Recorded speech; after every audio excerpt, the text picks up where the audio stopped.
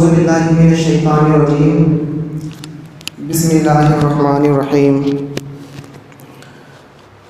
क़ुल हल यस्तविल्लज़ीना यअलमूना वल्लज़ीना ला यअलमून रब्बि इश्रह ली सदरी वयस्सिर ली अमरी वहलुल उक़दतम मिन लिसानी यफ़क़हू क़ौली। हाज़रीन अंजुमन, निहायत ही मुअज़्ज़ज़ व मुअक्कर काबिल एहतराम हमारे असातिज़ा इकराम और यहाँ बैठे हुए मेरे हम उम्र दोस्तों, सबसे पहले अल्लाह तबारक व तआला का बेहद शुक्र और उसका एहसान अज़ीम है कि उसने हमें और आपको इस पुररौनक महफ़िल में बैठने का मौका दिया। उसके बाद हम सारे तलबा अपने असातिज़ा इकराम के भी शुक्रगुज़ार हैं कि उन्होंने अपना कीमती वक्त देकर इस महफ़िल को एक पुररौनक बनाया। मेरे प्यारे साथियों, सालाना अंजुमन जिसकी मुनासिबत से हम और आप यहाँ जमा हुए हैं, ये कोई नई बात नहीं है। हम सब इस बात को जानते हैं, हर साल हमारे मदरसे में ये अंजुमन का सिलसिला होता है और हर साल के आखिर में एक सालाना अंजुमन के नाम से एक अंजुमन, एक महफ़िल मुनाक़िद होती है।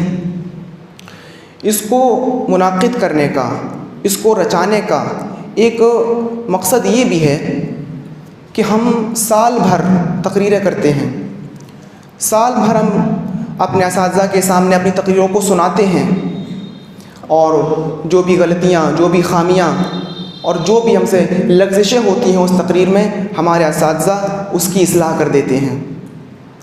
और साल के आखिर में जो ये अंजुमन होती है, जिसको सालाना अंजुमन कहा जाता है, ये इसलिए भी होती है कि हमने साल भर क्या मेहनत की। शुरू साल में जो हमारी हालत थी, हम जो तकरीर किया करते थे, जब लोगों के सामने हम खड़े होकर बोला करते थे, हमारी उस वक्त कंडीशन क्या होती थी और आज हमारी कंडीशन क्या है, इस चीज़ को भी जांचने के लिए और परखने के लिए ये अंजुमन होती है।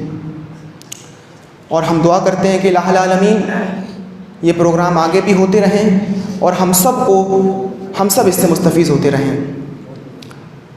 मेरे अज़ीज़ साथियों, एक चीज़ हमेशा याद रखिए, हम जिस मैदान में भी जाना चाहें, चाहे वो तकरीरी मैदान हो, चाहे वो दर्स व तदरीस का मामला हो, चाहे वो तहरीर का मामला हो, जिस मैदान में भी हम जाना चाहें, सबसे बड़ी कमज़ोरी, सबसे बड़ी कमी हमारे अंदर ये आ जाती है कि हम उस चीज़ से डर जाते हैं और थोड़ी सी मेहनत करने के बाद जब हमको कामयाबी नहीं मिलती, थोड़ी सी मेहनत करने के बाद जब हमको उसका अच्छा नतीजा नहीं देखने को मिलता, तो हम उस चीज़ को छोड़ देते हैं और उस चीज़ से हम अलग हट जाते हैं। हमें अपने आप को पहचानना चाहिए कि हमारा ताल्लुक़ किससे है, हम कौन सी कौम है। अल्लाह ने कुरान करीम के अंदर क्या कहा है, वो लैसा लिल इंसानी इल्ला मा सआ। कुरान की इस आयत पर भी हमको यकीन रखना है और अपनी मेहनतों को जारी रखना है। ज़रा एक छोटी सी मिसाल मैं आपको दूंगा, 2-3 मिनट की बात है, बात ख़त्म।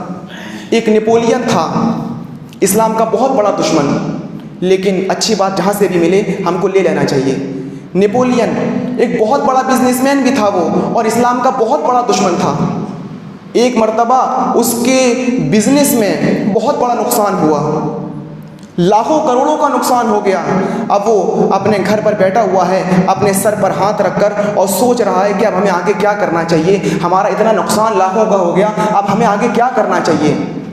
उसने सोचा कि अब हम बिजनेस ही नहीं करेंगे और इसको अलग हटा देंगे। लेकिन अचानक उसकी नज़र, मेरे अजीज़ साथियों, इस वाक़े को ज़रा गौर से सुनिए, आपको बहुत कुछ सीखने को मिलेगा और बहुत इबरत अंगेज़ ये वाक़या है।